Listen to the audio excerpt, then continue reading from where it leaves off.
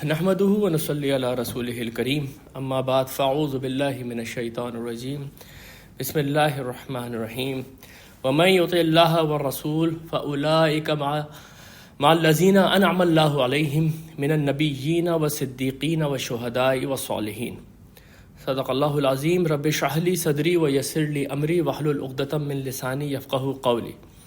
سورہ فاتحہ کا آخری حصہ ہم مطالعہ کر رہے ہیں اور اس میں صراط الذین انعمت علیہم کے اوپر ہماری گفتگو جاری ہے۔ پچھلے سیشن میں ہم نے یہ بات دیکھی تھی کہ صراط الذین انعمت علیہم دراصل یہ صراط مستقیم کا ہی بدل ہے، اگر آپ بالکل اس کو ٹھیٹ نحوی ترہیب کے اندر دیکھیں۔ یعنی یہاں پر آپ نے کہا اہدنا صراط المستقیم صراط الذین، یعنی کہ المستقیم کا جو بدل ہے وہ پورا وہ ہے جو الذین انعمت علیہم میں ہے۔ تو گویا کہ راستہ وہی ہے جو کہ آپ نے اہدنا صراط المستقیم میں مانگا تھا، اب اس راستے کو مزید ایلیبوریٹ کیا جا رہا ہے، کیونکہ یہ جو راستہ ہے یہ کوئی ایٹوپیا نہیں ہے، یہ کوئی خیالی جنت نہیں ہے، بلکہ یہ ایک پریکٹیکل راستہ ہے جس کے اوپر ہمیشہ سے لوگ چلتے رہے ہیں اور اس کی مثالیں ہمارے سامنے ہیں۔ تو سب سے پہلی چیز تو یہ ہم نے دیکھی تھی کہ اللہ کا انعام کسی قوم کے اوپر یہ ہوتا ہے کہ اللہ تعالیٰ اس قوم کو وہ ہدایت دے جو کہ اس نے مانگی، اور وہ ہدایت کی شکل یہ ہوتی ہے کہ اللہ اس کے اوپر اپنا رسول بھیجتا ہے، اللہ تعالیٰ اس کے اوپر اپنی وحی نازل کرتا ہے، اور اللہ تعالیٰ اپنا دین ان کو دیتا ہے۔ الیوم اکملت لکم دینکم واتممت علیکم نعمتی ورضیت لکم الاسلام دینا، یہ سورہ مائدہ کی آیت بھی ہم نے تھوڑی سی ٹچ کی تھی اس میں۔ اس کے بعد ہم آگے بڑھے تھے اور ہم نے یہ دیکھا تھا کہ یہ جو لوگ ہیں جن کو اللہ کہتا ہے کہ میں نے ان کے اوپر انعام کیا ان کی کوئی فہرست یا ان کی کوئی صفات قرآن میں آئی ہیں؟ تو قرآن کی ایک بہت بڑی آیت جو سورہ نساء کے اندر موجود ہے، جس میں خاص طور پہ ایسا محسوس ہوتا ہے کہ الذین انعمت علیہم کی جس میں تفسیر ہے، وہ آیت میں نے آپ کے سامنے ابھی تلاوت کی تھی کہ وہ لوگ ہیں جن کے اوپر اللہ کا انعام ہوا جنہوں نے اللہ اور اس کے رسول کی اطاعت کی۔ وہ لوگ کون تھے؟ من النبیین والصدیقین والشہداء والصالحین، یعنی یہ 4 کیٹیگریز ہمارے سامنے آئی تھیں۔ انبیاء کیوں سب سے سر فہرست ہیں اس میں؟ اس کے اوپر ہم نے پچھلے ہفتے بہت اچھی طرح سے گفتگو کی تھی کہ انبیاء کس مشکلات سے گزرتے ہیں اور کس طرح کی پرسیکیوشن وہ فیس کرتے ہیں، کیونکہ جو پیغام وہ دے رہے ہوتے ہیں وہ پیغام ان کے وقت کے جو فرعون ہے یا ان کے وقت کے جو علماء ہیں ان کے لیے قابل قبول نہیں ہوتا، اور جس برائی سے وہ اپنی قوم کو روک رہے ہوتے ہیں وہ قوم اسی کی وجہ سے ان کی دشمن ہو جاتی ہے، تو ان کا جو راستہ ہوتا ہے وہ کانٹوں بھرا راستہ ہو جاتا ہے۔ تو یہ تو انبیاء کا معاملہ ہوا، لیکن انبیاء کے اوپر سب سے پہلے جو لوگ ایمان لے کر آتے ہیں، جو وہ حنفاء ہوتے ہیں، جن کے اوپر پہلے سے ہی ساری حقیقت کے اس کائنات کا بنانے والا کون ہے اور ہمارے رب کی بنیادی صفات کیا ہے وہ منکشف ہو چکی ہوتی ہیں، ان کو تو ایسا لگتا ہے کہ یہ جو رسول کی دعوت ہے یہ ان کے دل کی آواز ہے۔ ربنا اننا سمعنا منادیا ینادی للایمان ان آمنوا بربکم فآمنا، اے ہمارے رب ہم نے ایک پکارنے والے کو سنا جو کہ ایمان کی منادی لگا رہا تھا، ہم نے اس کو سنا اور ہم فوراً ایمان لے کر آ گئے۔ یہ وہ صدیقون ہے جو کہ سبقت کرتے ہیں سب سے پہلے انبیاء کے اوپر ایمان لانے میں، اور پھر دامے درمے سخنے ہر وہ مصیبت جھیلتے ہیں جو انبیاء کے اوپر آتی ہے، وہ ان کے ساتھ رہتے ہیں۔ انہی لوگوں کو سابقون الاولون کہا گیا ہے، اور جیسے کہ ہم نے پچھلے ہفتے دیکھا تھا کہ ان لوگوں کا درجہ بھی اللہ کے یہاں سب سے الگ ہے، کیونکہ سورہ واقعہ میں جب قیامت کے دن انسانیت 3 گروہوں میں بڑھ جائے گی، جیسے کہ سورہ واقعہ کے اندر بیان ہے، تو سب سے اونچی جنت کا جو ذکر ہے وہ ان سابقون الاولون کے لیے ہی ہے۔ والسابقون سابقون اولئک المقربون، یہ ہم نے دیکھا تھا کہ سورہ واقعہ میں ان کا اس طریقے سے انٹروڈکشن ہے۔ اس کے بعد 2 صفات یا 2 گروہ اور ہیں جو کہ شامل ہیں ان لوگوں کے اندر جن کے اوپر اللہ نے انعام کیا، وہ ہے شہداء اور صالحین۔ شہداء کون ہیں؟ یہ بھی ایک بہت امپورٹنٹ ٹاپک ہے جو میں نے سوچا کہ ہم یہیں پر کور کر لیں، اور اس کے بعد صالحون۔ دیکھیں شہداء کون ہے؟ شہید کے عموماً معنی لیے جاتے ہیں کہ وہ جو اللہ کے راستے میں قتل ہو گیا، جبکہ آپ لوگ یہ بات جانتے ہی ہوں گے کہ پورے قرآن میں اللہ کے راستے میں قتل ہو جانے کے لیے مقتول فی سبیل اللہ کے الفاظ ہی آئے، اس کے لیے شہید کے الفاظ نہیں آئے۔ حدیث کے اندر بھی ایک مقام پہ آپ کو یہ ملے گا کہ اللہ کے رسول کئی لوگوں کو شہید کہہ رہے ہیں، ان میں سے ایک اس کو بھی شہید کہا جو کہ اللہ کے راستے میں اس نے اپنی جان دے دی۔ تو یہ جو اصطلاح ہے شہید کی، مقتول فی سبیل اللہ کے معنوں میں، یہ ہم عموماً استعمال کرتے ہیں، یہ قرآن کی اصطلاح نہیں ہے۔ قرآن میں شہید کے معنی بالکل کچھ اور ہیں اور وہ نہایت ہی عالی شان ہے۔ شہیدہ یشہدو کے بنیادی تو معنی ہوتے ہیں کسی چیز کا موجود ہونا، اور یہ غیب کی ضد ہے۔ جیسے اللہ تعالیٰ کا ایک نام بھی ہے نا، عالم الغیبی و شہادہ، وہ غیب اور شہادہ کا جاننے والا ہے۔ یعنی غیب تو وہ ہے جو آپ کی نظروں سے اوجھل ہے، لیکن شہادہ وہ ہے جو آپ کے سامنے ہے، یعنی کہ ہر وہ چیز جس کو آپ دیکھ سکتے ہیں، جو اپنا وجود رکھ سکتی ہے، وہ عالم الشہادہ ہے۔ تو ان معنوں میں یہ لفظ بنیادی طور پہ استعمال ہوا ہے قرآن میں کہ کوئی چیز جو کہ موجود ہے۔ دیکھیں سورۃ البقرہ کے اندر ہم ایک آیت پڑھیں گے، ام کنتم شہداء اذ حضر یعقوب الموت، کیا تم لوگ اس وقت وہاں موجود تھے جب یعقوب کے اوپر موت آئی؟ یعنی بیان یہ چل رہا ہے کہ یعقوب علیہ السلام اپنے انتقال کے وقت اپنے بچوں کو ایک وصیت کر رہے ہیں۔ وہ وصیت جو ہے وہ بنی اسرائیل اچھی طرح جانتے تھے۔ اب اس کے بعد یہ جو پیغمبر ہیں جو مکہ سے ہجرت کر آ گئے، وہ منعون وہ وصیت سنا رہے ہیں لوگوں کو، تو یہ کیسے پاسبل ہو سکتا ہے؟ تو اللہ تعالیٰ قرآن کا یہ معجزہ ہونا ہی ثابت کرنے کے لیے کہہ رہے ہیں کہ ام کنتم شہداء، کیا تم اس وہاں موجود تھے، اذ حضر یعقوب الموت، جب کہ یعقوب کے اوپر موت آئی۔ اور یعقوب نے یہ کہا، وہ انشاءاللہ ہم آگے چل کے پڑھیں گے۔ یہاں پر جو چیز میں آپ کے سامنے رکھنا چاہتا ہوں وہ یہ کہ لفظ شہید کا استعمال یہاں پر یا شہداء کا استعمال یہاں پر ہوا ہے کہ کوئی جو اس وقت وہاں پر موجود تھا۔ اس سے اوپر اٹھ کے اس لفظ کے معنی بن جاتے ہیں کسی کا دوست یا مددگار۔ ظاہر سی بات ہے، آپ کے اوپر اگر کوئی برا وقت آئے اور آپ کا دوست وہاں موجود ہوگا تو ہی تو آپ کی مدد کر سکے گا، اگر وہ موجود ہی نہیں ہوگا تو مدد کیسے کرے گا؟ اس لیے موجود ہونے سے ہی ذرا سے اوپر اٹھ کے مددگار اور دوست کے معنی آ جاتے ہیں۔ بہت کثرت سے یہ لفظ ان معنوں میں قرآن میں استعمال ہوا ہے۔ میں صرف ایک آیت آپ کے سامنے رکھتا ہوں، پھر ہم آگے چلتے ہیں۔ سورۃ البقرہ میں ہی یہ آیت میں آپ کے سامنے میریکلز آف دی قرآن کے سلسلے میں جو ہم نے سیشن کیا تھا اس میں یہ آیت آپ کے سامنے رکھ چکا ہوں۔ وَإِن كُنتُمْ فِي رَيْبٍ مِّمَّا نَزَّلْنَا عَلَىٰ عَبْدِنَا فَأْتُوا بِسُورَةٍ مِّن مِّثْلِهِ، اگر تمہیں اس بات پہ شک ہے کہ یہ جو ہم نے اپنے بندے کے اوپر نازل کیا ہے، اس میں کوئی بھی اگر تمہیں شک ہے تو اس جیسی ایک صورت بنا کے لے آؤ۔ وَادْعُوا شُهَدَاءَكُم مِّن دُونِ اللَّهِ إِن كُنتُمْ صَادِقِينَ، بلا لو اپنے شہداء کو اللہ کو چھوڑ کے اگر تم لوگ سچے ہو۔ یہاں پر شہداء سے مراد کیا ہے؟ یہاں پر شہداء سے مراد یہ ہے کہ تم مدد کے لیے جس کو چاہے بلا لو۔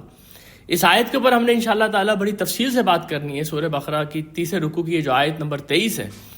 لیکن جب اس آیت کو ہم کھولیں گے تو یہ چیلنج جو ہے یہ قرآن میں کوئی چھٹی دفعہ آیا ہے۔ اس سے پہلے مکی دور کی صورتوں میں الفاظ یہ ہیں کہ تم جنوں میں سے اور انسانوں میں سے جس کو چاہو اپنی مدد کے لیے بلا لو، وہاں پر بھی شہداء کے لفظ استعمال ہوا ہے۔ تو یہاں پر کیونکہ اس آیت کے اوپر آج بات کرنا مقصود نہیں ہے، میں صرف آپ کے سامنے یہ رکھنا یہ چاہ رہا تھا کہ اس آیت میں لفظ شہداء جو ہے وہ مددگار کے معنوں میں استعمال ہوا ہے۔ تم بلا لو جس کو بھی اپنی مدد کے لیے بلا سکتے ہو اگر تم لوگ سچے ہو۔ مددگار کے بعد یہ لفظ قرآن میں گواہ کے لیے استعمال ہوا ہے، اور یہ عموماً لوگ جانتے ہیں کیونکہ ہمارا جو اصل کلمہ ہے وہ کلمہ شہادت ہے، اور کلمہ شہادت میں ہم پڑھتے ہیں اشہد ان لا الہ الا اللہ واشہد ان محمدًا عبدہ ورسولہ، اور اس کا ترجمہ یہ کرتے ہیں کہ میں گواہی دیتا ہوں کہ اللہ کے سوا کوئی معبود نہیں ہے۔ تو یہ جو گواہی ہے اس معنوں میں لفظ شہادت استعمال ہوا ہے، ہمارے اس کلمے کے اندر بھی استعمال ہوا ہے، قرآن میں بھی استعمال ہے اور بہت کثرت سے استعمال ہوا ہے۔ میں آپ کے سامنے صرف ایک آیت رکھ دیتا ہوں جس میں بالکل یہ ٹھیٹ گواہی کے معنوں میں لفظ استعمال ہوا ہے۔ سورہ نور کے اندر الفاظ ہیں والذین یرمون المحصنات ثم لم یأتوا بأربعۃ شہداء، وہ لوگ جو کہ الزام لگاتے ہیں پاک دامن عورتوں کے اوپر، یہاں الزام سے مراد زنا کا الزام ہے، پاک دامن عورتوں کے اوپر وہ زنا کا الزام لگاتے ہیں اور پھر 4 گواہ نہیں لے کر آتے، فجلدوہم 80 جلدہ، تو تم ان کو 80 کوڑے مارو۔ یہ قذف کی سزا ہے کہ کسی عورت کے اوپر بدکاری کا الزام لگایا گیا اور 4 گواہ نہیں لے کر آئے۔ تو یہ بات ہم نے بہت اچھی طرح سے پڑھنی ہے کہ یہ قذف کا قانون کیا ہے اور زنا کی سزا کیا ہے، لیکن یہاں پر اگین یہ آیت میں اس لیے لے کر آیا ہوں کہ یہاں پر بِأَرْبَعَةِ شُهَدَاء، 4 گواہ، یہ بالکل ان معنوں میں لفظ استعمال ہوا ہے جس میں آپ کہتے ہیں آئی وٹنس، جو کہ عدالت میں پیش کیے جاتے ہیں، جس کے بعد مقدمہ ثابت ہو جاتا ہے، پھر یا تو مجرم کو سزا ملتی ہے یا وہ بری ہو جاتا ہے، کیونکہ گواہ کہہ دیتا ہے نہیں یہ وہ صاحب نہیں تھے جنہوں نے جرم کیا ہے. تو گواہی یہ اس حد تک امپورٹنٹ ہوتی ہے کسی بھی مقدمے کے اندر. اس لیے اصل میں لفظ شہداء جو اس آیت میں استعمال ہوا ہے، من النبیین و صدیقین و شہداء، اس میں شہداء کے معنی گواہ کے ہیں، اور یہ قرآن کی بہت اہم اصطلاح ہے. قرآن کے اندر ہم سب کو شہید کہا گیا ہے، قرآن کے اندر نبی کے ماننے والوں کو شہید کہا گیا، خود نبی کو شہید کہا گیا ہے. اس اصطلاح کے معنی یہ ہوتے ہیں کہ نبی اور اس کی امت دوسرے لوگوں کے اوپر قیامت کے دن گواہی دیں گے کہ ہم نے اپنا پیغام ان تک پہنچا دیا تھا، ہم نے اللہ کا پیغام ان تک پہنچا دیا تھا. اب یہاں پر ذرا ایک بڑا باریک سا نقطہ نوٹ کرتے چلیں کہ یہ جو گواہی ہے، عدالت کے اندر جو گواہی ہے، یہ کسی کے حق میں بھی پڑ سکتی ہے، کسی کے خلاف بھی پڑ سکتی ہے. یعنی عدالت کے اندر مقدمہ چل رہا ہے اور بات یہ ہو رہی ہے کہ اس قتل کے مقدمے میں ایک آئی وٹنس ہے. وہ آئی وٹنس جب آئے گا تو وہ بتا دے گا یہ سامنے جو ملزم کھڑا ہوا ہے یہ مجرم ہے کہ نہیں ہے. اور وہ آئی وٹنس آ گیا، تب آپ یہ سوچیں کہ اگر اس نے حق میں گواہی دی تو وہ صاحب بری ہو گئے، اگر ان کے خلاف گواہی دی تو وہ صاحب سولی پہ چڑھ گئے. یہ اتنا آپ سمجھیں کہ باریک معاملہ ہے. اس لیے جب بھی گواہ یا شہید کے ساتھ اعلیٰ کا صلہ آتا ہے تو اس کا مطلب ہے گواہی خلاف پڑ گئی، اور اگر شہید کے ساتھ لام کا صلہ آ گیا تو گواہی حق میں پڑ گئی. یہ قرآن کی بالکل ایک عام اصطلاح ہے. یہ جو مشہور ڈکشنریز کا میں نے آپ کے سامنے انٹروڈکشن کرایا تھا، اس میں نے آپ سے کہا تھا کہ جتنی بھی کینونیکل ڈکشنریز ہیں عربی کی، اس کو لین لیکسیکن کے اندر انگلش میں ٹرانسلیٹ کیا گیا ہے. اگر کسی کو عربی نہیں بھی آتی لیکن وہ اس حد تک جا کے قرآن کی کسی اصطلاح کے اوپر ریسرچ کرنا چاہتا ہے تو لینز لیکسیکن جو ہے وہ اس کی بہترین دوست ہے، اور وہ اس وقت نیٹ کے اوپر اس طریقے سے اویلیبل ہے کہ آپ اس کے اندر سرچ آپشنز یوز کر سکتے ہیں. اس میں جب آپ جا کے یہ لفظ شہید دیکھیں گے تو انہوں نے اس کے اوپر باقاعدہ ایک پیراگراف لکھا ہے جس میں وہ یہ کہتے ہیں کہ شہید عند الحاکم، حاکم کے سامنے گواہی دینے کا مطلب یہ ہے لی فلان، فلاں کے لیے گواہی دینے کا مطلب یہ ہے اور ان فیور آف، آپ نے اس کے فیور میں گواہی دے دی. اور علی فلان، اگر آپ نے حکام کے سامنے، حاکم کے سامنے علی فلان، اس کا مطلب یہ ہے یو آر اگینسٹ ہم اور in opposition to that person.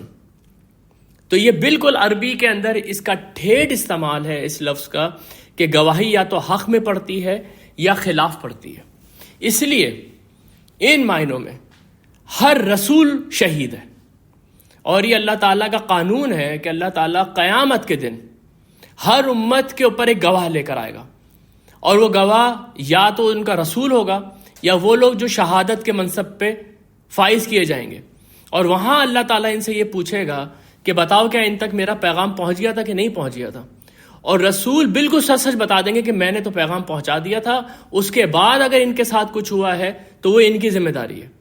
اور یہ جو آیت ہے قرآن کے اندر، یہ میں آپ کے سامنے، ویسے تو یہ موضوع قرآن کے اندر 4 یا 5 جگہ پہ دہرایا گیا ہے، میں آپ کے سامنے اس وقت ایک آیت لے کر آیا ہوں. اور اس آیت کے بارے میں مشہور یہ ہے کہ نبی صلی اللہ علیہ وسلم نے حضرت عبداللہ بن مسعود سے کہا تھا کہ آپ مجھے قرآن سنائیے. تو حضرت عبداللہ بن مسعود نے کہا کہ میں قرآن سناؤں؟ قرآن تو آپ کے اوپر نازل ہوا ہے. انہوں نے کہا نہیں، آج میرا سننے کو دل چاہ رہا ہے.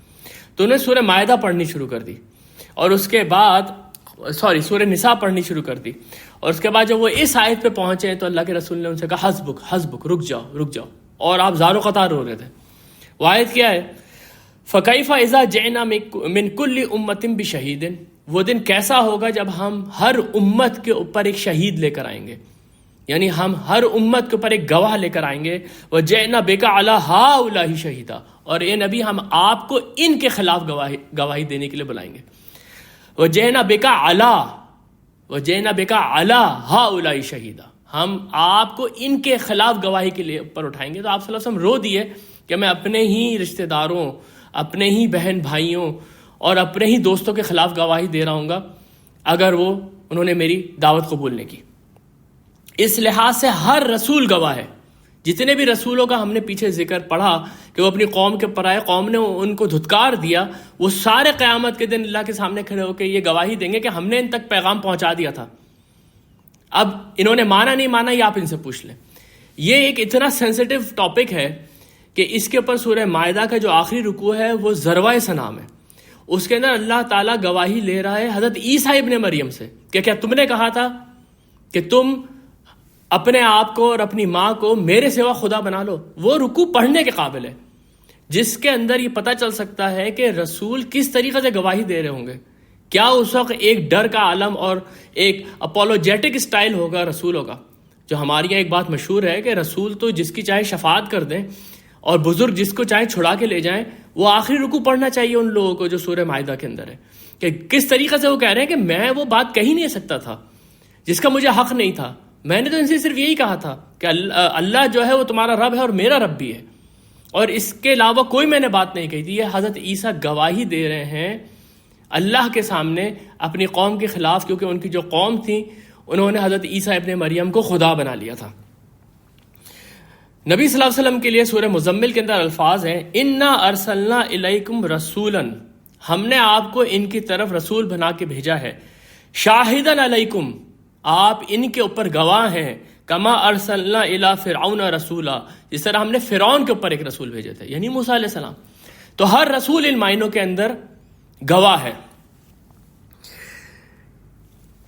جو لوگ رسول کے اوپر ایمان لے کر آتے ہیں، جو شہید ہیں، جو کہ صدیقین ہیں، جو صالحین ہیں، وہ لوگ بھی گواہی کے درجے کے اوپر فائز ہوں گے، اور ان کے لیے قرآن کے اندر جو آیات آئی ہیں ان میں سے میں آپ کے سامنے 2 آیتیں رکھتا ہوں۔ میرا خیال ہے قرآن کے اندر جسٹس، انصاف، قسط، عدل کے اوپر اس سے بڑھ کے کوئی آیت نہیں ہے، اور اسی طرح سے یہ میں دعوے سے کہہ سکتا ہوں کہ کسی بھی آسمانی کتاب کے اندر یا کسی بھی کتاب کے اندر اس سے بڑھ کر جسٹس کے لیے کوئی آیت نہیں ہوگی۔ یہ بات میں آپ کے سامنے پہلے رکھ چکا ہوں کہ اللہ خود اپنے بارے میں یہ کہتا ہے کہ وہ قائم بالقسط ہے، وہ انصاف کے اوپر قائم ہے۔ اب وہی اللہ حکم دے رہا ہے نبی کے ماننے والوں کو۔ یہ سورہ نساء میں پہلے آیت آئی ہے، اس کے بعد سورہ مائدہ میں آئی ہے، یا ایھا الذین آمنو، اے لوگو جو ایمان لے کر آئے ہو، کونوا قوامین بالقسط شہداء للہ، تم لوگ کھڑے ہو جاؤ گواہی دیتے ہوئے انصاف کی، اللہ کے گواہ بن کر۔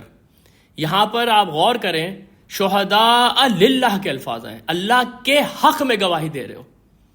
کیا معنی اس کے معنی یہ ہے کہ قیامت کے دن یہ شہداء یا رسول جب قوموں کے اوپر گواہی دیں گے اور ان کے خلاف اگر گواہی پڑ جائے گی اور اللہ کے حق میں بات چلی جائے گی کہ اللہ تعالیٰ نے تو پیغام پہنچا دیا تھا، تو ان قوموں کا حشر کیا ہوگا؟ اس لیے یہ بات میں نے آپ کے سامنے رکھی تھی پچھلے سیشنز کے اندر بھی کہ جو ہدایت ہے وہ تو اللہ تعالیٰ نے انسان کے اندر اتاری ہوئی ہے، پھر وہ اس کائنات کو دیکھ کر بھی ہدایت حاصل کر لیتا ہے، لیکن وہ ہدایت جو انبیاء لے کر آتے ہیں واضح معجزات کے ساتھ، روشن بینات کے ساتھ، وہ ہدایت سے بڑھ کے اتمام حجت ہو جاتی ہے۔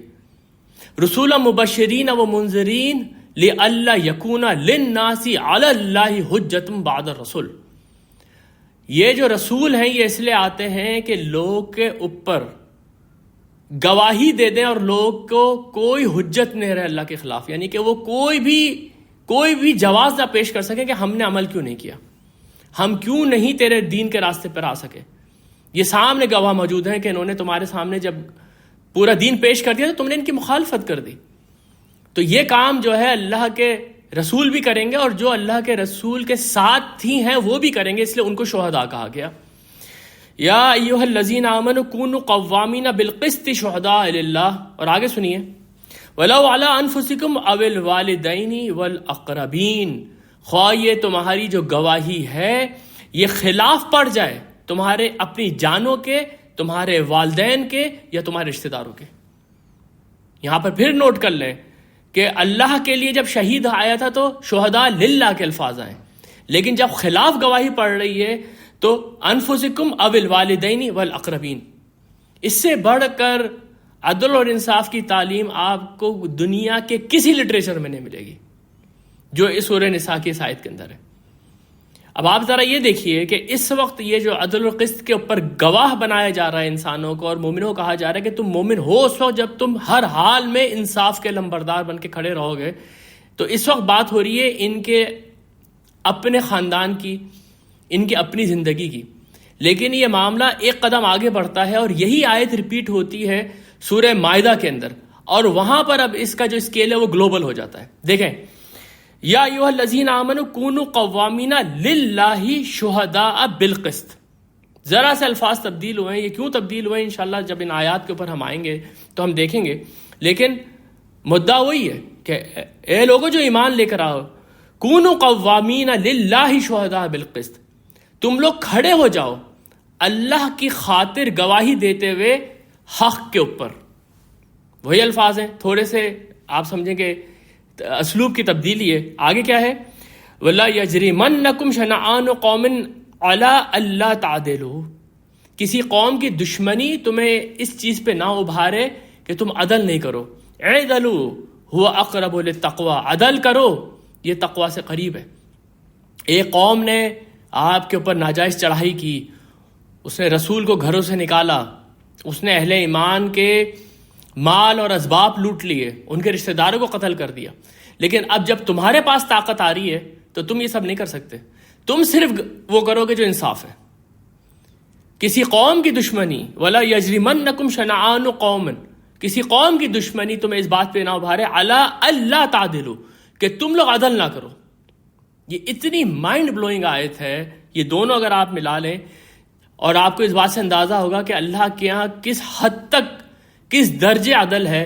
جو اللہ تعالیٰ کہتا ہے وما انا بظلام للعبید، میں اپنے بندوں کے اوپر ذرہ برابر بھی ظلم کرنے والا نہیں ہوں، تو وہ کس ایکسٹینٹ تک بات چلی جائے گی. تو اس لیے یہاں پر شہداء سے مراد اللہ کے پیغمبر بھی ہیں اور وہ اہل ایمان ہیں جنہوں نے کہ حق کی گواہی دی، قوم کے سامنے پرسیکیوشن جھیلی، ہر حال میں حق کے اوپر کھڑے رہے، یہاں تک کہ اگر اللہ تعالیٰ ان کو قیامت کے دن کھڑا کرے تو وہ یہ گواہی دے سکیں کہ ہم نے تیرا پیغام ان تک پہنچا دیا تھا. اور یہ جو منصب ہے شہادت کا، اس میں اللہ تعالیٰ نے ابراہیم علیہ السلام کو اور پھر اس کے بعد ان کی اولادوں کو نافذ کر دیا ہے. پہلے ابراہیم علیہ السلام کو جب سورہ بقرہ کے اندر ابراہیم علیہ السلام کے لیے الفاظ آئیں گے تو وہاں پر یہ ہے کہ وَإِذِ ابْتَلَىٰ إِبْرَاهِيمَ رَبُّهُ بِكَلِمَاتٍ فَأَتَمَّهُنَّ قَالَ إِنِّي جَاعِلُكَ لِلنَّاسِ إِمَامًا. جب ابراہیم کو اس کے رب نے کئی باتوں میں آزمایا تو کہا کہ میں تجھے ساری انسانیت کے لیے امام بناؤں گا. اب ساری انسانیت کے لیے ابراہیم علیہ السلام کی گواہی ہوگی. ابراہیم علیہ السلام کی جو گواہی ہے وہ ان کی اولاد دے گی جن کے اوپر وہ مبعوث کیے گئے ہیں. سب سے پہلے بنی اسرائیل اور اس کے بعد بنی اسماعیل کے اوپر یہ فرض آ رہا ہے. اس لیے آپ دیکھیں کہ یہ قرآن کے اندر سورہ حج میں کس طریقے سے یہ فرض اللہ تعالیٰ بنی اسماعیل کے اوپر نافذ کر رہا ہے. هُوَ اجْتَبَاكُمْ وَمَا جَعَلَ عَلَيْكُمْ فِي الدِّينِ مِنْ حَرَجٍ. اللہ تعالیٰ نے تمہیں چن لیا ہے. یہ محمد صلی اللہ علیہ وسلم اور آپ کے پیرووں کو جو کہ بنیادی طور پہ بنی اسماعیل تھے، یعنی کہ حضرت ابراہیم کی دوسری اولاد کی شاخ تھی، ان کو کہہ رہے ہیں کہ ہم نے تمہیں چن لیا ہے اور تمہارے دین کے اندر ہم نے کوئی حرج نہیں رکھی. ملت ابیکم ابراہیم، تم اپنے باپ ابراہیم کے طریقے کے اوپر قائم ہو جاؤ. ہوا سماکم المسلمین من قبل وفی ھذا، اس نے تمہارا نام مسلمان پہلے بھی رکھا تھا اور اب بھی تمہارا نام مسلمان ہے. یہ آیت کا یہ حصہ میں آپ کے سامنے کئی دفعہ دہرا چکا ہوں کہ یہ آیت پڑھنے کے بعد کوئی مسلمان جو ہے وہ یہ نہیں کہہ سکتا کہ میں مسلمان ہونے کے علاوہ بھی کچھ اور ہوں، کہ میں شیعہ ہوں یا میں سنی ہوں یا میں دیوبندی ہوں یا میں بریلوی ہوں یا میں اہل حدیث ہوں. وہ کچھ نہیں کہنا چاہیے اس کو اپنے آپ کو. اس کو اپنے پر صرف ایک ہی اسٹگما لگانا چاہیے، وہ یہ کہ ہوا سماکم المسلمین من قبل وفی ھذا. اور یہاں پر سیاق و سباق سے پتہ چل رہا ہے کہ ابراہیم علیہ السلام نے، جن کو کہ اللہ تعالیٰ نے کہا تمہارے باپ ابراہیم کی ملت پہ قائم ہو جاؤ، اس سے تمہارا نام پہلے بھی مسلمان رکھا تھا، تمہارا نام اب بھی مسلمان ہے. لیکون الرسول شہیدا علیکم، تاکہ رسول تمہارے اوپر گواہ ہو جائے. وتکونوا شہداء علی الناس، اور تم لوگوں کے اوپر گواہ ہو جاؤ. یہ ہے شہادت علی الناس. یہ ہے شہادت کے معنی جو کہ اس آیت کے اندر آئے ہیں، من النبیین و صدیقین و شہداء۔ شہداء وہ ہیں جو کہ کھڑے ہو جائیں گے عدل کے اوپر، خواہ وہ ان کی اولاد کے خلاف پڑھ رہا ہو، ان کے ماں باپ کے خلاف پڑھ رہا ہو، ان کے رشتہ داروں کے خلاف پڑھ رہا ہو، اور اگر ان کے ہاتھ میں حکومت ہے تو وہ صرف عدل و انصاف قائم کریں گے، خواہ کسی قوم سے ان کو دشمنی کیوں نہ ہو۔ یہ وہ لوگ ہیں جو اللہ کے سامنے جب حاضر ہوں گے تو اللہ کے دربار کے اندر، اللہ کی عدالت کے اندر دوسری قوموں کے اوپر گواہی دیں گے کہ دیکھیں ہم نے ان تک پیغام پہنچا دیا تھا۔ اس لیے سورہ حدید کے اندر اللہ تعالیٰ جب بنی اسماعیل کو اور جو لوگ نبی صلی اللہ علیہ وسلم کے ساتھ تھے ان کو جہاد کے اوپر ابھار رہے ہیں، ان کو کہہ رہے ہیں کہ اللہ کے راستے میں صدقے کرو، ان سے کہہ رہے ہیں کہ اللہ کو قرض حسنہ دو، وہاں پر کہا گیا کہ جو یہ سب کچھ کرے گا اصل میں وہ ایمان لے کر آیا ہے اللہ کے اور اس کے رسول کے اوپر، صرف زبانی ایمان سے کام نہیں چلے گا، اس حد تک قربانیاں تم لوگوں کو دینی پڑیں گی۔ اور اس کے بعد پھر الفاظ ہیں والذین آمنوا باللہ ورسولہ، اور وہ لوگ جو کہ ایمان لائے اللہ کے اوپر، اس کے رسولوں کے اوپر۔ یہاں پر ایمان سے مراد وہ ساری قربانیاں ہیں جو پیچھے سورہ حدید میں اللہ نے مانگی ہیں۔ اولئک هم الصدیقون والشہداء عند ربہم، یہ لوگ ہیں صدیق، یہ لوگ ہیں شہداء ان کے رب کے نزدیک، لہم اجرہم و نورہم، ان کے لیے ہے اجر ہے اور وہ نور ہے جو قیامت کے دن ان کو ملے گا۔ وہ قیامت کے دن وہ نور ہوگا جب کہیں سے کوئی روشنی نہیں ہوگی اور لوگ جو ہے وہ جنت کی طرف بھاگ رہے ہوں گے۔ یہ نقشہ بھی پورا سورہ حدید کے اندر کھینچا گیا ہے، جس کو عرف عام میں پلسرات بھی کہا جاتا ہے، لیکن بہرحال وہ آج ہمارا ٹاپک نہیں ہے۔ تو وہ لوگ جو یہ قربانیاں دینے کے لیے تیار ہوں گے اور رسول کے اس مشن کے اوپر کھڑے ہو جائیں گے، وہ صدیقین ہیں، وہ شہداء ہیں۔ اب آ جائیں جناب آخری جو اصطلاح استعمال کی گئی ہے، جو کہ اگین اتنی ہی امپورٹنٹ ہے جتنی کہ اس سے پہلے ہم نے صدیق اور شہداء کی پڑھی تھی، اور وہ یہ ہے کہ صالحون کون ہے؟ من النبیین و صدیقین و شہداء و صالحین۔ تو صالحون کون ہے؟ صدیق اور شہداء تو ہماری سمجھ میں آ گیا کہ یہ کون لوگ ہیں، یا یہ کیا ایٹریبیوٹس ہیں، یہ کیا کریکٹر ہے۔ صالحون کا لفظ جیسے کہ ہم دیکھ رہے ہیں کہ اس پورے کے پورے آیت میں سب سے آخر میں آیا ہے۔ عموماً لوگوں کا خیال یہی ہے کہ یہ 4 درجات ہیں جو کہ اللہ کے نزدیک جنت میں جانے والے ہیں، لیکن ان میں درجہ بندی میں فرق ہے۔ صدیق سب سے اوپر ہیں، اس کے بعد شہداء ہیں، اس کے بعد صالحین ہیں۔ میرا اپنا اس میں نظریہ یہ ہے کہ یہ ایٹریبیوٹس ہیں جو ہو سکتا ہے کسی ایک آدمی کے اندر ساری ایٹریبیوٹس ہوں، اور یہ بھی ہو سکتا ہے کہ اگر کسی کے اندر ان میں سے کوئی ایٹریبیوٹ کی کمی رہ گئی ہو تو وہ دوسرے ایٹریبیوٹس کی وجہ سے بھی سابقون الاولون میں شامل ہو سکتا ہے، اللہ عالم۔ لیکن یہاں پر اصل میں جو چیز اللہ تعالیٰ پن پوائنٹ کرنا چاہ رہے ہیں وہ یہ ہے کہ وہ کون لوگ ہیں جو کہ انعام یافتہ ہیں، ان کی کیا کردار ہے، ان کے کیا ایٹریبیوٹس ہیں۔ اس میں سب سے آخر میں ذکر آ رہا ہے صالحون کا۔ یہ لفظ بہت امپورٹنٹ ہے، اس کی وجہ یہ ہے کہ جب ہم قرآن پڑھیں گے تو ہم یہ دیکھیں گے کہ 2 ہی تقاضے ہیں اللہ کے مسلمانوں سے، الا الذین آمنوا وعملوا الصالحات، الا الذین آمنوا وعملوا الصالحات، ایمان لاؤ اور صالح عمل کرو، ایمان لاؤ اور صالح عمل کرو۔ صالح عمل کرو کے نیچے ترجمہ لکھا جاتا ہے نیک اعمال کرو، جو کہ اس لفظ کا بالکل بھی صحیح ترجمہ نہیں ہے۔ میری حقیر سی رائے کے مطابق یہ لفظ بہت گہرا ہے، تو اس لیے آج اس لفظ کو کھولنے کی ضرورت ہے تاکہ ہمارے سامنے یہ بات واضح ہو جائے کہ وہ عمل الصالحات کیا ہیں، وہ اعمال الصالحات کیا ہیں جو ایمان کے ساتھ بالکل نتھی ہوئے ہیں، اور یہی دونوں اصل کرائیٹیریا ہیں جنت میں جانے کا۔ سورۃ العصر کا جب ہم مطالعہ کریں گے تو اس میں ہم یہ دیکھیں گے کہ اللہ تعالیٰ یہ فرماتا ہے ساری انسانیت خسارے میں ہے، الا الذین آمنوا وعملوا الصالحات وتواصوا بالحق وتواصوا بالصبر۔ اس میں تواصوا بالحق اور تواصوا بالصبر اعمال الصالحات کا ہی ایک حصہ ہے، اس سے دوسری جگہوں کے اوپر صرف ایمان اور عمل صالح کی بات کی گئی ہے۔ تو صالحون کون ہے اور اعمال الصالحات کیا ہے، یہ آج کے لیے ہمارا آخری ٹاپک ہے۔ یہ جو لفظ جو صالح ہے، سواد لام ہا جس کا مادہ ہے، اس کے بنیادی معنی ہوتے ہیں کسی خراب شے کو صحیح کر دینا، کسی چیز کو ریپیئر کر دینا، کسی چیز کو ریفارم کر دینا۔ کسی بھی وجہ سے اس چیز کے اندر کوئی خرابی آ گئی تھی، وہ خرابی دور ہو گئی تو آپ کہیں گے اس کی اصلاح ہو گئی، اب یہ بالکل صحیح ہو گئی پہلے کی طریقے سے۔ یہ اس کے بالکل بنیادی معنی ہیں اس لفظ کے۔ ان معنوں میں یہ لفظ قرآن میں آیا ہے، اور ہم میں سے ہر آدمی یہ بات جانتا ہے کہ جس طرح سے حضرت عیسیٰ علیہ السلام کی ولادت ایک معجزے سے ہوئی تھی، بالکل اسی طرح اس سے کچھ عرصے پہلے حضرت یحییٰ علیہ السلام کی ولادت بھی بالکل اسی معجزے سے ہوئی تھی۔ اس معجزے میں فرق صرف یہ تھا کہ ان کے والد بے انتہا بوڑھے تھے، حضرت زکریا علیہ السلام، اور ان کی والدہ بانجھ تھیں، ان کی اولاد نہیں ہو سکتی تھی۔ لیکن حضرت زکریا نے جب دعا کی اللہ سے، یہ سورہ مریم کی آیات ہیں جس کے بارے میں آپ لوگ جانتے ہیں کہ جب یہ نجاشی کے سامنے پڑھی گئی تھی تو وہ آنسوؤں سے رو دیا تھا۔ اور میں آپ کو یہ کہتا ہوں کہ آپ آج بھی ان آیات کو سورہ مریم کی پڑھیں اس بیک گراؤنڈ کے ساتھ کہ یہ اس وقت نازل ہوئی تھی جب مسلمان حبشہ کی طرف ہجرت کرتے ہوئے جا رہے تھے، تو اللہ کے رسول نے تحفتاً یہ ان کو دے دی تھیں۔ اور حضرت جعفر طیار نے یہی فیصلہ کیا تھا کہ نجاشی اگر ہم سے سوال کرے گا عیسیٰ علیہ السلام کے متعلق تو ہم بالکل سچ سچ جواب دے دیں گے، اور جو جواب انہوں نے دیا وہ یہی ہے جو سورہ مریم کے ابتدائی آیت ہیں، وہ آج بھی آپ پڑھیں تو میرا یہ خیال ہے آج بھی شاید آپ کی آنکھوں سے آنسو نکل آئیں، ایک تو اس کا جو ردم ہے اور اس کا جو انداز ہے اور پھر اس کے اندر جو معنی ہیں۔ وَزَكَرِيَّا إِذْ نَادَى رَبَّهُ رَبِّ لَا تَذَرْنِي فَرْدًا وَأَنْتَ خَيْرُ الْوَارِثِينَ۔ حضرت زکریا نے جب کہ اللہ کو آواز دی، جب اللہ کو پکارا کہ مجھے تو اکیلا مت چھوڑنا اور تو سب سے بہترین وارث دینے والا ہے۔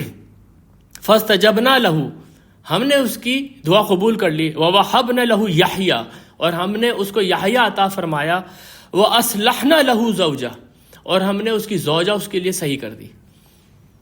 یہاں پر جو الفاظ ہیں وہ وَأَصْلَحْنَا لَهُ زَوْجَهُ، یہ بالکل ٹھیٹ اس کے بنیادی معنوں میں یہ لفظ آیا ہے، یہ اپنے اصطلاحی معنوں میں نہیں آیا ہے، یہاں پر یہ اپنے بالکل بنیادی معنوں میں آیا ہے کہ وہ بیمار تھیں، پہلے ان کے اندر کوئی خرابی تھی جس کی وجہ سے ان کے اولاد نہیں ہو سکتی تھی۔ اللہ تعالیٰ نے جب معاوضہ کیا تو کہا کہ ہم نے ان کی جو زوجہ تھی وہ ان کے لیے صحیح کر دی۔ یہ جو لفظ ہے یہ قرآن میں فساد کے مقابلے میں آیا ہے اور بہت زیادہ آیا ہے، جیسے سورہ بقرہ کے اندر ہی واللہ یعلم المفسد من المصلح، اللہ تعالیٰ جانتا ہے کون ہے فساد کرنے والا اور اللہ تعالیٰ جانتا ہے کون ہے اصلاح کرنے والا۔ سورہ بقرہ کے دوسرے رکوع میں منافقین کو کہا جاتا ہے نا کہ جب بھی ان سے کہا جاتا ہے کہ زمین پہ فساد نہ کرو تو یہ کہتے ہیں انما نحن مصلحون، ہم تو زمین کی اصلاح کرنے والے لوگوں میں سے ہیں، یعنی ہم تو خرابی دور کر رہے ہیں، خرابی آپ لوگوں نے پیدا کر دی ہے۔ تو اس لیے جب آپ فساد کے معنی سمجھتے ہیں تو اس لفظ کے معنی اور واضح ہو جاتے ہیں۔ فساد کے معنی ہے کسی چیز کا خراب ہو جانا، توازن کا بگڑ جانا، ڈس آرڈر جس کو آپ انگریزی زبان میں کہتے ہیں، اور جب یہ ذرا پھیلتا ہے فساد، جس کو کہتے ہیں نا زمین پہ فساد پھیل گیا، تو اس وقت یہ انگریزی کے لفظ کرپشن کے معنوں میں آتا ہے، جی کرپشن کے معنوں میں آتا ہے۔ تو مفسدین وہ لوگ ہیں جو کہ زمین کے اوپر زمین کا توازن خراب کرتے ہیں، وہاں پر خون ریزیاں کرتے ہیں، اپنے مفادات کی خاطر دوسروں کے حق کو لوٹتے ہیں اور زمین کو ظلم سے بھر دیتے ہیں، یہ لوگ مفسدین ہیں۔ اور ان لوگوں کے اوپر انبیاء آئے ہیں۔ میں نے پچھلے سیشن میں آپ کے سامنے جو بہت سارے انبیاء کی ردات کی آیات رکھی تھیں، اس میں انبیاء آ کے لوگوں کو یہی بتا رہے تھے کہ تم نے زمین کے اوپر فساد برپا کر دیا ہے، تم لوگ اللہ کی طرف واپس لوٹو۔ تمام انبیاء کی دعوت کیا تھی؟ وَلَا تُفْسِدُوا فِي الْأَرْضِ بَعْدَ إِصْلَاحِهَا، زمین کے اوپر فساد مت کرو جبکہ اس کی اصلاح ہو چکی ہے۔ اللہ نے سب کو برابر کے حقوق دے دیے ہیں، اللہ نے ہر انسان کو جینے کا حق دیا ہے، اللہ تعالیٰ نے ہر انسان کے سامنے اپنے دین کو واضح کر دیا ہے۔ ہم سے پہلے بہت سارے رسول آگے تم لوگوں کو یہ بات واضح کر کے جا چکے ہیں، اب کیوں تم لوگ زمین کے اوپر فساد کرتے ہو؟ تو یہاں پر آپ بالکل واضح طور پہ سمجھ جائیں کہ انبیاء کے آنے کا ایک اور مقصد یہ ہوتا تھا کہ زمین کی اصلاح ہو جائے، زمین کا توازن برقرار ہو جائے، یعنی کہ زمین کے اوپر عدل اور انصاف قائم ہو جائے۔ قرآن کے اندر سورۃ الحدید کے اندر ہی ایک مارکۃ العرا آیت ہے کہ انا ارسلنا رسولنا بالبینات وانزلنا معهم الکتاب والمیزان لیقوم الناس بالقسط۔ یہ قسط کا لفظ اور ظلم کا لفظ آپ دیکھیں کتنی دفعہ دہرایا جا چکا ہے ان تمام سیشنز میں جو کہ ہم آپ کے ساتھ کر رہے ہیں۔ ہم نے رسولوں کو بھیجا ہے اپنے روشن نشانیوں کے ساتھ، اور ان کے ساتھ ہم نے کتاب اور میزان نازل کیا تاکہ لوگ انصاف کے اوپر قائم ہو جائیں۔ یہ رسولوں کے آنے کا مقصد ہے۔ اور رسولوں کے جانے کے بعد لوگوں نے اختلاف کیوں کیا؟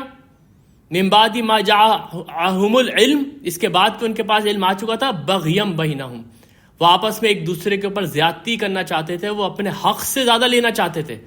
اس کے بعد جو رسول آ رہے ہیں وہ ان کو سمجھا رہے ہیں لا تفسدوا فی الارض بعد اصلاحها، زمین پہ فساد نہیں کرو جبکہ اس کی اصلاح ہو چکی ہے.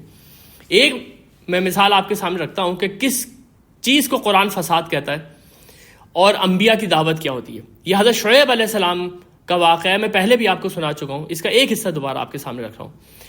سورۃ الاعراف کے اندر ہے وَأَوْفُوا الْكَيْلَ وَالْمِيزَانَ وَلَا تَبْخَسُوا النَّاسَ أَشْيَاءَهُمْ، دیکھو تم لوگ پورا تولا کرو اور لوگوں کو ان کے مال میں خسارہ مت دیا کرو. لوگ آتے ہیں تمہیں پورے پیسے دیتے ہیں تو تم ناپ تول میں کمی کر کے کیوں ان کو خسارہ دیتے ہو؟ اس کے بعد فرماتے ہیں حضرت شعیب علیہ السلام وَلَا تُفْسِدُوا فِي الْأَرْضِ بَعْدَ إِصْلَاحِهَا، زمین کے اوپر فساد مت کرو جبکہ اس کی اصلاح ہو چکی ہے. یہاں پر فساد سے مراد کیا ہے؟ یہاں پر فساد سے مراد وہ کرپشن ہے جو وہ لوگ کر رہے تھے. ذالکم خیر لکم ان کنتم مومنین، یہی تم لوگوں کے حق میں بہتر ہے اگر تم لوگ مومن ہو.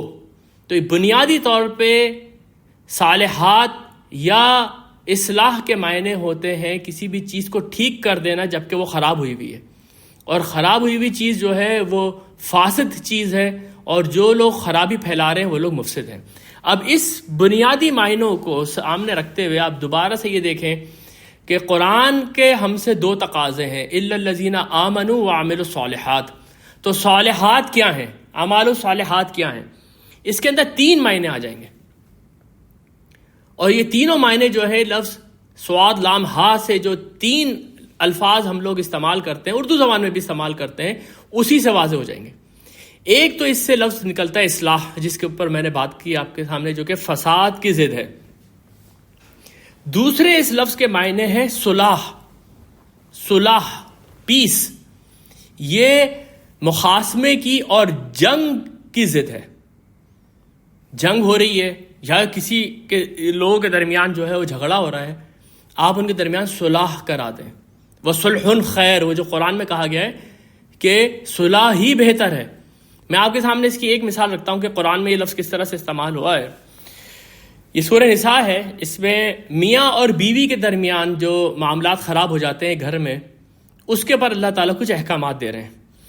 وَإِنْ خِفْتُمْ شِقَاقَ بَيْنَهُمَا، اگر تمہیں اس بات کا ڈر ہے کہ ان کے درمیان اختلافات بہت بڑھ جائیں گے، فَابْعَثُوا حَكَمًا مِّنْ أَهْلِهِ وَحَكَمًا مِّنْ أَهْلِهَا، تو تم ایک انصاف کرنے والا اس کے خاندان سے لے کر آؤ، ایک انصاف کرنے والا ان کے خاندان سے لے کر آؤ، یعنی کہ ان کے درمیان کے جو بزرگ ہیں ان کو اب تم لے کر آؤ. ان یریدا اصلاحا، اگر یہ دونوں اصلاح کرنا چاہیں، یوفق اللہ بینہما، اللہ ان کے درمیان موافقت پیدا کر دے گا. یعنی میاں اور بیوی جو ہے وہ خود نہیں جھگڑے پہ تلے ہوئے، بلکہ وہ چاہ رہے ہیں کہ یہ جو معاملہ یہ حل ہو جائے. پیچھے بچے ہیں یا پورا خاندان کھڑا ہوا ہے، اگر وہ خود اصلاح کرنا چاہیں گے اللہ ان کے درمیان موافقت کرا دے گا. یہاں پر اصلاح کا لفظ ان معنوں میں استعمال ہوا ہے کہ یہ صلح کرنا چاہ رہے ہیں. ان اللہ کان علیما حکیما. سورہ حجرات کے اندر مومنوں کے دو گروہ اگر آپس میں لڑ جائیں تو اس کے لیے کچھ احکامات ہیں. وَإِن طَائِفَتَانِ مِنَ الْمُؤْمِنِينَ اقْتَتَلُوا فَأَصْلِحُوا بَيْنَهُمَا، اگر مومنوں کے دو گروہ آپس میں لڑ جائیں، کوئی بھی کنفیوژن ہو گئی، دو قبیلے لڑ گئے، دونوں مسلمان تھے، تو ہمارا کام کیا ہے یا سینٹرل گورنمنٹ کا کام کیا ہے، وہ جائیں اور ان کے درمیان پیس کرائے، ان کے درمیان صلح کرائے. ہم میں سے ہر آدمی یہ بات جانتا ہے کہ جہاں پر آپ رہتے ہیں اگر وہاں پر ہر وقت جنگ کا ماحول ہو تو آپ کی صلاحیتوں کا کیا حشر ہوتا ہے. وہاں پیدا ہونے والے بچے جو ہیں وہ بنیادی تعلیم سے محروم ہو جاتے ہیں. ہمیں کیا پتا ان میں سے کتنے بچے جو ہیں وہ استعداد لے کر آئے تھے کہ وہ بڑے ہو کے بہت بڑے بڑے سائنٹسٹ بن سکتے تھے، وہ بڑے ہو کے بہت بڑے اکنامسٹ بن سکتے تھے، وہ بڑے بڑے کام دنیا میں کر سکتے تھے، لیکن ان کی صلاحیتیں وہیں پر مر گئیں کیونکہ وہاں پر جنگ ہو رہی تھی، وہاں پر صلح نہیں تھی، امن و امان نہیں تھا. یا ایک انفارچونیٹ بچہ ایسے جگہ پیدا ہو گیا جہاں ماں باپ لڑتے ہیں آپس میں، گھر کا ماحول ہی خراب ہوا ہے. اس بچے کی سائیکولوجی اتنی خراب ہو گئی کہ بھلے اس کے اندر کتنی بھی صلاحیتیں تھیں ساری مر گئیں. تو اس لیے آپ یہ دیکھیں کہ اصلاح اور صلح کے بعد جو تیسرا لفظ ان معنوں میں خود بخود آ جاتا ہے وہ صلاحیت کا ہے. صلاحیت کا لفظ بھی اسی مادے سے نکلا ہے، اور یہ لفظ ہم کتنا استعمال کرتے ہیں اردو زبان میں، انہی معنوں میں یہ لفظ عربی زبان میں بھی استعمال ہوا ہے. اگر آپ ڈکشنری میں جا کے اس کے معنی دیکھیں گے صلاحیت کے لفظ کے، تو اس کے معنی ہوں گے حسن الاستعداد لشیء، کسی چیز کو بہت اچھی طریقے سے کرنے کی صلاحیت کو آپ صلاحیت کہتے ہیں۔ تو اس کا کیا مطلب ہوا؟ اس کا مطلب یہ ہوا کہ اعمال الصالحات کا نتیجہ یہ نکلنا ہے کہ لوگوں کی صلاحیتیں ابھر کے باہر آئیں گی، یا آپ کے اعمال کے اندر بڑی صلاحیت ہونی چاہیے۔ اور آپ یہ دیکھیے کہ حالانکہ یہ قرآن کا سینٹرل ٹاپک نہیں ہے، یہ ایک بڑا کامن سینس والی بات ہے کہ اگر آپ نے اپنی نسل کے اندر سے ان کا میکسیمم پوٹینشیل باہر نکالنا ہے تو آپ نے اپنی اگلی نسل کو اس طریقے سے کلٹیویٹ کرنا ہے۔ لیکن جو اہم موضوعات ہوتے ہیں اس کے اشارے قرآن کے اندر موجود ہوتے ہیں۔ کل میں یہ بات کہ یہ جو صلاحیت ہے اس طرح سے یہ بھی قرآن کا موضوع ہونا چاہیے، میں نے کافی جو ہے وہ قرآن کے صفحے جو ہیں وہ ادھر ادھر کیے ہیں۔ ایک آیت مجھے ملی ہے، وہ آیت میں آپ کے سامنے رکھتا ہوں، آپ خود فیصلہ کیجئے کہ کیا اس کے اندر یہ معنی پوشیدہ ہیں یا نہیں ہیں۔ یعنی کہ یہاں پر صلاحیت کے معنی کیا ہیں کہ آپ ایسا ماحول پیدا کریں کہ جو لوگ ہیں ان کی صلاحیتیں بھی باہر آ جائیں اور آپ بھی اپنی پوری صلاحیتیں لگا دیں کسی اچھے کام کے لیے۔ یہ دیکھیں آپ کے سامنے اگین سورہ نساء ہے۔ میں یہ 2 آیتیں لے کر آیا ہوں کیونکہ عموماً اس کی جو دوسری آیت ہے یہ لوگ بہت پڑھتے ہیں اور اس کے اوپر بیان کرتے ہیں، لیکن جب آپ اس کو پچھلی والی آیت سے ملا کے پڑھتے ہیں تو معنی کچھ اور ہی ہو جاتے ہیں۔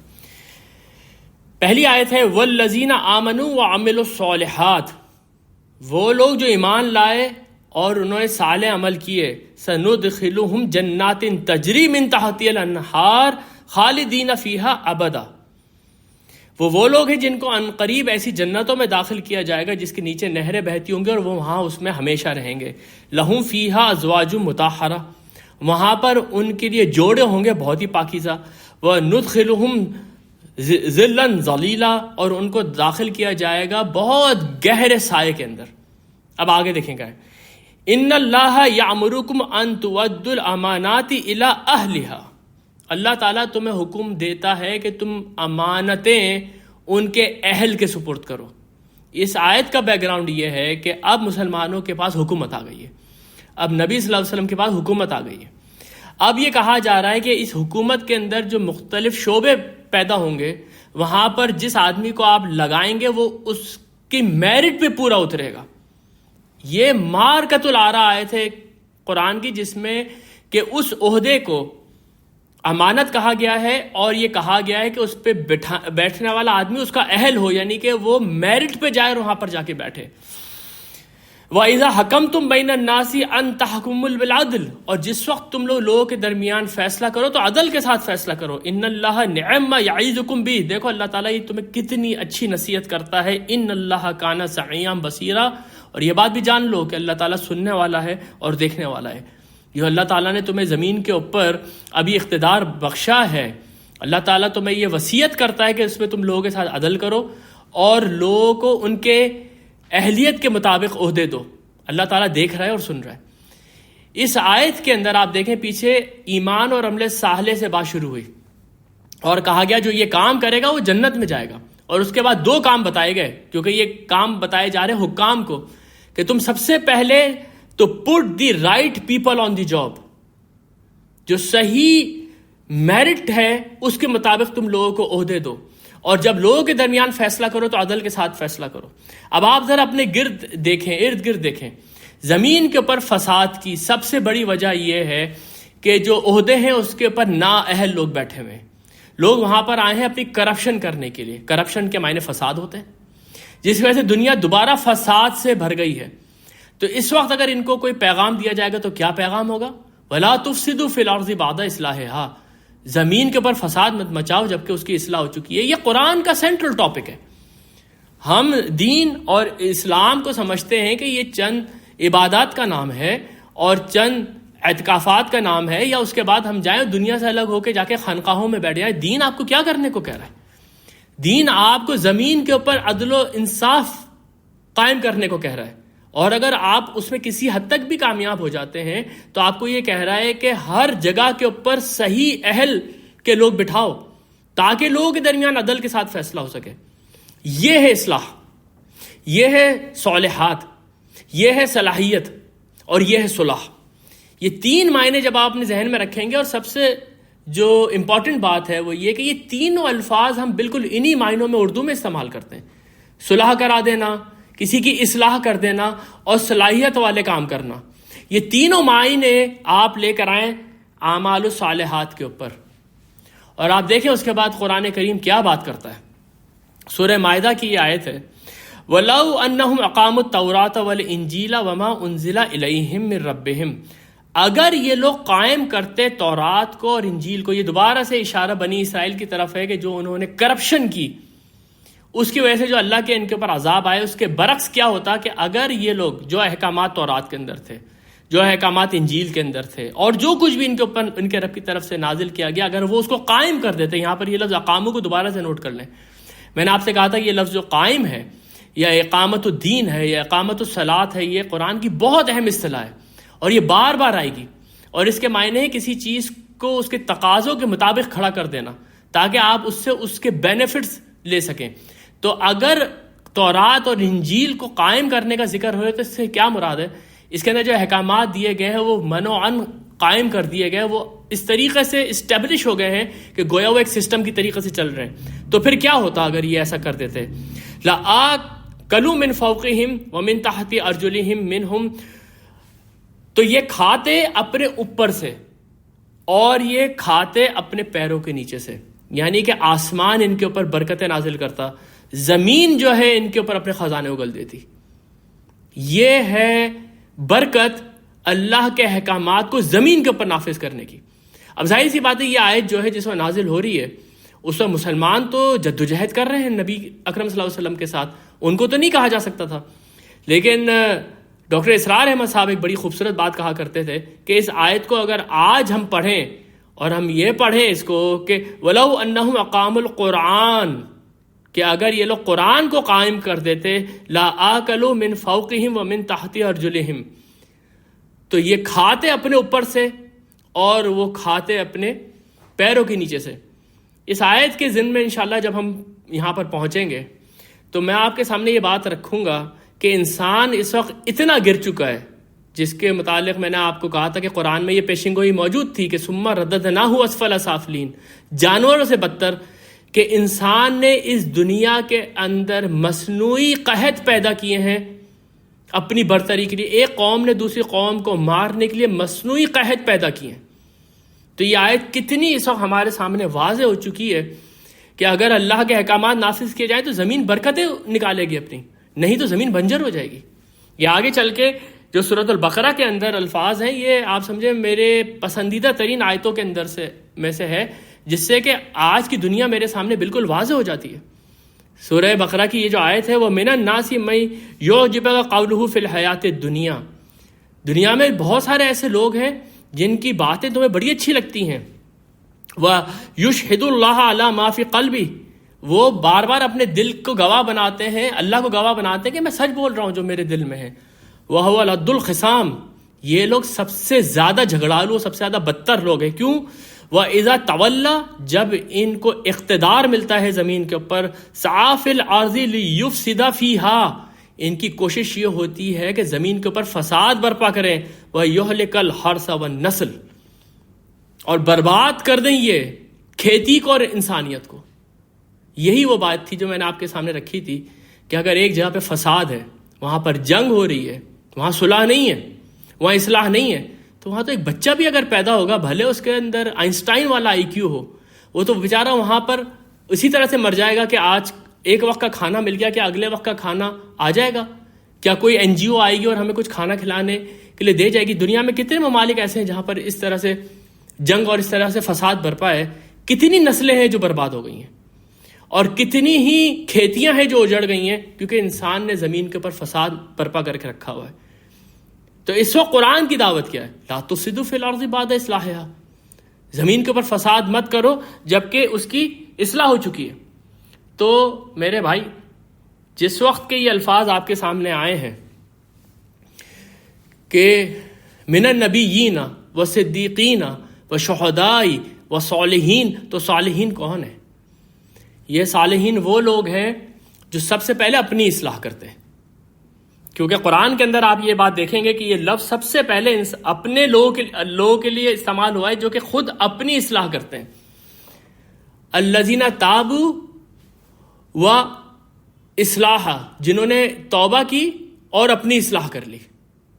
یعنی یہ وہ لوگ ہو سکتے ہیں جو ابتدا کے اندر شاید نبی کے پیچھے نہ چلے اور کرپشن میں مبتلا رہے یا کردار کی خرابی میں مبتلا رہے، لیکن آخرکار ان کے دل نے یہ مانا کہ نبی کا پیغام صحیح ہے تو انہوں نے توبہ کی.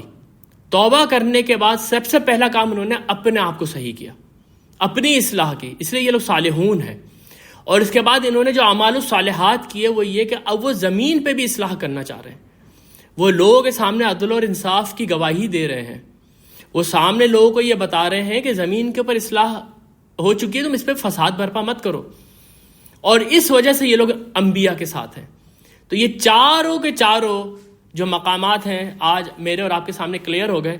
اور پھر آپ ذرا یہ نوٹ کر لیں کہ اس میں جو سب سے نیچے کا جو آپ سمجھے، جس کو عموماً کہا جاتا ہے کہ سب سے بنیادی جو درجہ ہے وہ صالحون کا ہے، ذرا آپ یہ دیکھ لیں وہ درجہ بھی کتنا مشکل ہے. یہ بات کتنی مشکل ہے کہ انسان یہ بات مانے کہ ہاں میں غلطی پر تھا اور اب میں قرآن کے آئینے میں اپنی اصلاح کروں گا. پہلے تو ہم یہی بات دیکھ چکے ہیں کہ یہ کام جو ہے صدیقون کا ہی ہے، کہ جو اپنی انا، اپنے تکبر کو یا اپنی نفسانی خواہشات کو حق بات کے سامنے بالکل جھکا دیتے ہیں.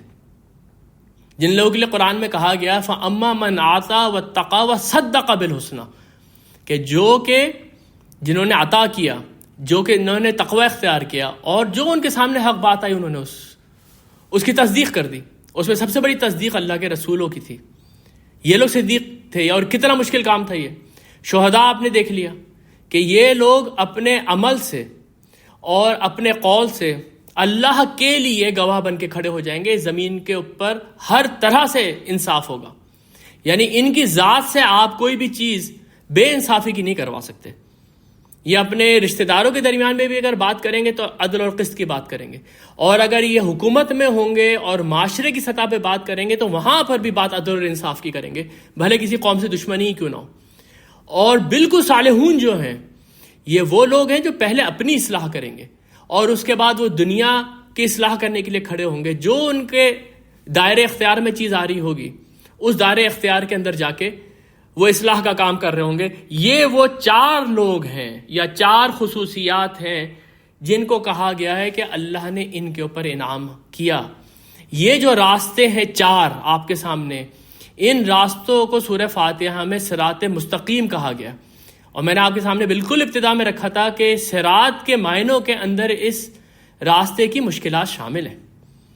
تو اس لیے بالکل آخر میں آپ کے سامنے ایک قرآن کی آیت رکھ رہا ہوں جس میں آج کا یہ پروگرام ختم کروں گا. انشاءاللہ تعالیٰ اگلے ہفتے ہم مغضوب علیہم اور ضالین کے اوپر بات کر کے سورہ فاتحہ کو مکمل کریں گے. میری کوشش یہ ہوگی کہ میں اس میں یہ موضوع جلدی لپیٹ دوں، تاکہ میں یہ چاہوں گا کہ آپ لوگ تھوڑا سا سورہ فاتحہ کو دیکھ کر آئیں، اور جو ریفلیکشنز آپ لوگوں کے ہیں سورہ فاتحہ کے اوپر، یہ کوئی 10 پروگرام ہو جائیں گے ہمارے اگلے ہفتے سورہ فاتحہ کے اوپر. تو آپ لوگ بھی کچھ اس کے اوپر اظہار خیال کریں اور یہ دیکھیں کہ کس طریقے سے صرف سورہ فاتحہ نہیں ہماری آنکھیں کھولتی ہیں. یہ جو آیت میں آپ کے سامنے رکھ رہا ہوں، یہ آیت بالکل اسی پیرائی کی ہے جہاں پر کہ ہم نے یہ ذکر کیا تھا کہ نبیوں کی پیروی آسان کام نہیں ہے، لیکن جب کوئی اس راستے پہ چلے گا تو یقیناً اللہ تعالیٰ کی مدد اس کے لیے آئے گی. یہ جو آیت میں آپ کے سامنے پڑھ رہا ہوں، یہ آیت میں بہت تفصیل سے آپ کے سامنے لے کر آؤں گا، جس کو کہ ہم سورہ بقرہ کے اندر ذالک الکتاب لا ریب فیہ کے اوپر بات کریں گے، کیونکہ وہاں پر یہ بات میں آپ کے سامنے رکھوں گا کہ اللہ تعالیٰ نے موسیٰ علیہ السلام سے، عیسیٰ علیہ السلام سے اور ابراہیم علیہ السلام کے زمانے تک سے یہ بات واضح ہوئی تھی کہ ایک آخری پیغمبر آئے گا اور اس کے اوپر اللہ تعالیٰ اپنا آخری کلام نازل کرے گا، اور ساری دنیا اس پیغمبر کا انتظار کر رہی تھی. وہ واقعہ بائبل میں جس طرح سے ہے وہ تو میں انشاءاللہ تعالیٰ اسی وقت آپ کے سامنے رکھوں گا، لیکن وہ واقعہ سورہ اعراف کے اندر بالکل منعن نقل کر دیا گیا ہے، جو کہ بائبل کے اندر ڈیوٹرونومی میں باب استثناء کے اندر جو اولڈ ٹیسٹمنٹ میں جو واقعہ ہے وہ بالکل قرآن میں سورۃ الاعراف کی آیت نمبر 157 کے اندر موجود ہے. اس واقعے کی میں آخر کی صرف 2 آیتیں آپ کے سامنے رکھ رہا ہوں جو آج کے موضوع سے متعلق ہے۔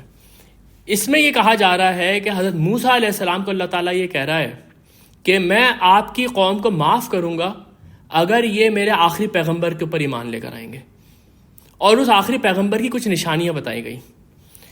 الذین یتبعون الرسول النبی الامی الذی یجدونہ مکتوبا عندہم فی التوراۃ والانجیل، معاف میں ان لوگوں کو کروں گا، یعنی آپ کی قوم جو ہے وہ بہت سرکش قوم ہے، لیکن ان میں سے میں معاف ان کو کروں گا جو کہ پہلے ابتدا میں آیا کہ وہ اپنے دور کے اندر عمل بالمعروف و نہی المنکر کرتے رہیں گے یہاں تک کہ میرا آخری نبی آ جائے گا۔ الذین یتبعون رسول النبی الامی الذی یجدونہ مکتوبا عندہم فی التوراۃ والانجیل، وہ اتباع کریں گے، پیروی کریں گے اس رسول نبی کی جو کہ امی نبی ہوگا، اس رسول کی جو کہ نبی امی ہوگا۔ پہلی چیز جو اسی وقت بتا دی گئی تھی کہ وہ جو رسول آئے گا وہ امیوں میں سے آئے گا، اور امی ہم اس کو جا کے سمجھیں گے کہ وہ لقب انہی لوگوں کا تھا، عربوں کا۔ الذی یجدونہ مکتوبا عندہم فی التوراۃ والانجیل، جس کو وہ لکھا ہوا پاتے ہیں اپنے پاس تورات میں اور انجیل میں، یعنی کہ اس نبی کی پیشن گوئیاں تورات اور انجیل میں موجود تھی۔ یامرہم بالمعروف، وہ نبی ان کو معروف کا حکم دے گا، وینہاہم عن المنکر،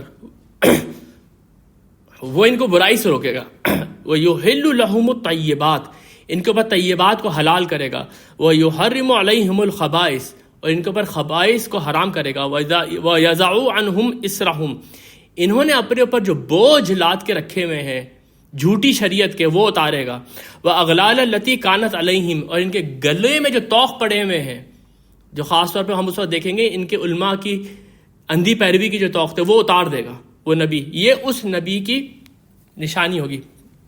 اب آپ دیکھیں آخری الفاظ، فالذین آمنوا بہ، پس جو لوگ بھی اس نبی کے اوپر ایمان لے کر آئیں گے، وعزروہ، اور اس کی توقیر کریں گے، اس کی عزت کریں گے، ونصروہ، اور اس کی مدد کریں گے، واتبعوا النور الذی انزل معہ، اور اس نور کی اتباع کریں گے جو اس کے ساتھ نازل ہوا، اولئک هم المفلحون، صرف وہی لوگ فلاح پائیں گے۔ تو وہ جو 4 درجات میں نے آپ کے سامنے رکھے تھے، ان 4 درجات پہ چلنے کا طریقہ یہ ہے کہ انبیاء کی مدد، ان کی نصرت، اور نبی کی نصرت کیا ہے؟ نبی کی نصرت یہ ہے کہ جو پیغام نبی لوگوں تک پہنچانا چاہتا تھا اس پیغام کو پھر ان کے ماننے والے پہنچائیں آگے۔ واتبعوا النور الذی انزل معہ، اور اس نور کی پیروی کریں گے جو اس کے ساتھ نازل ہوا، اور وہ نور قرآن ہے، یعنی اس قرآن کی پیروی کریں گے۔ تو صراط مستقیم راستہ تو انبیاء کا ہے، لیکن اس وقت وہ میرے اور آپ کے سامنے قرآن اور سنت کی صورت میں موجود ہے۔ تو یہ درجات حاصل کرنے کے لیے، صراط مستقیم پہ چلنے کے لیے یہ آیت ذہن میں رکھیے، واتبعوا النور الذی انزل معہ، اور جو اس نور کی پیروی کریں گے جو اس کے ساتھ نازل ہوا۔ بارک اللہ لی ولکم فی القرآن العظیم ونفعنی وإیاکم بالآیات وذکر الحکیم۔